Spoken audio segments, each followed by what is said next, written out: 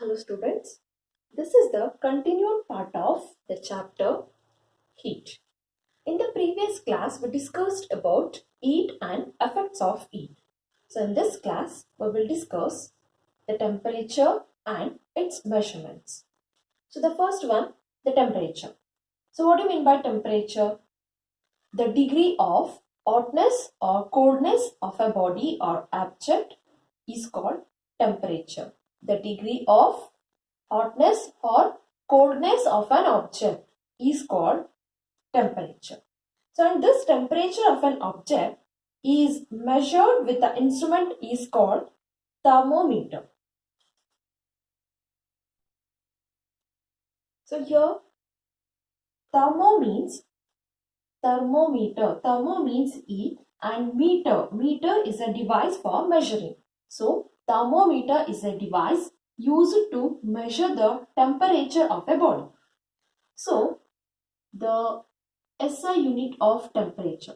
SI unit of temperature is Kelvin, not Celsius. It is Kelvin. The SI unit of temperature is Kelvin. But commonly used unit of temperature is degree Celsius. Commonly used unit is degree Celsius.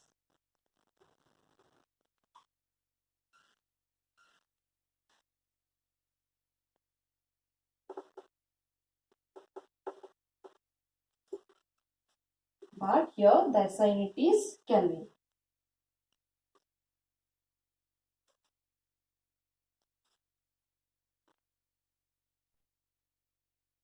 So here this is the thermometer. Thermometers are available in various types and ranges, but liquid in glass thermometers are the best one. So here the liquid is mercury. So observe here the liquid is mercury, which is preferred to other liquids such as alcohol. So why do we prefer mercury in thermometer means I will explain you later. So just observe this diagram. So this is the liquid in glass type of thermometer. This is liquid in glass type of thermometer. It consists of a very fine glass tube. Observe here, very fine glass tube having a small bore known as capillary tube. So this is the capillary tube inside this one here. This is the capillary tube. At the bottom end of the capillary tube, a wider bulb-like structure containing a pure mercury. So in this, pure mercury is filled, and the top end of the capillary tube is sealed. So it is, the top end is sealed, and the capillary tube is, so in the middle. So capillary tube is protected by a thick glass tube. So this one, thick glass tube, so called stem. And one more thing, so observe here, this is the capillary tube and this is the thick glass tube. The space between the thick glass tube and the capillary tube is evacuated. Students, everyone observe this diagram in your textbook. Observe the two pictures properly. So in the first picture, the thermometer is kept inside the water. So and from the down, heat energy is produced from the Bunsen burner and water absorbs the heat energy and start boiling. Then steam is produced. In this case, temperature increases, then the volume of the mercury rises up in the capillary tube and it shows upper fixed point or upper standard point. And students, note down, the boiling point of pure water is 100 degrees Celsius. Observe the second picture. The same thermometer is kept in the melting ice. After some time, the temperature decreases and the mercury level in the capillary tube becomes constant at 0 degrees Celsius, and it is called lower fixed point. And one more important thing, the melting point of pure water is 0 degrees Celsius.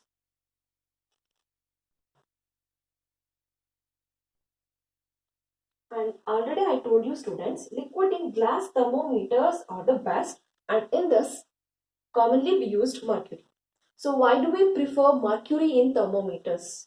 So here the uses. The mercury is the only metal which is available in liquid state.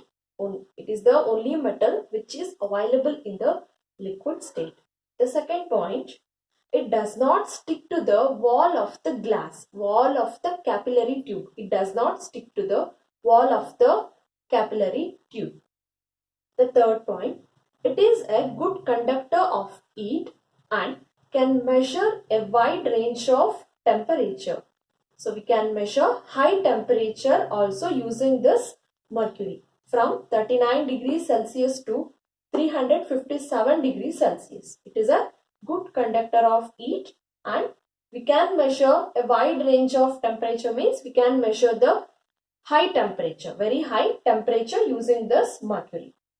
The next point, it is shining silvery white liquid. Therefore, it is easily visible from outside the glass tube. So this one, and then the last one, it is easily obtained in the pure form.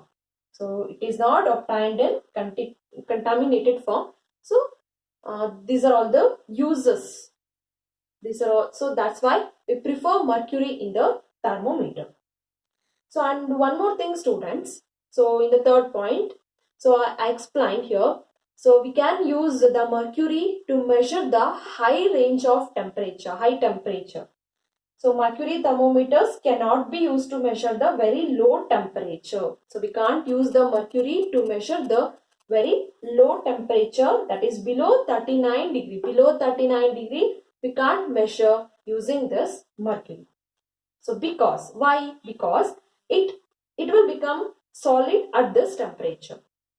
So to measure the temperature below this, below 39 degrees Celsius,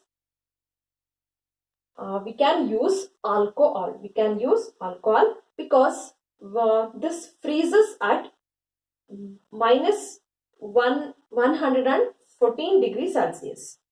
And one more thing, on the other hand, the alcohol boiling point is only 78 degree. Alcohol boiling point is only the 78 degrees Celsius. So we can't use alcohol to measure the high temperature. We can use mercury to measure the high temperature from 39 degree Celsius to 357 degrees Celsius. And we can use alcohol to measure the low temperature, that is below 39 degrees Celsius.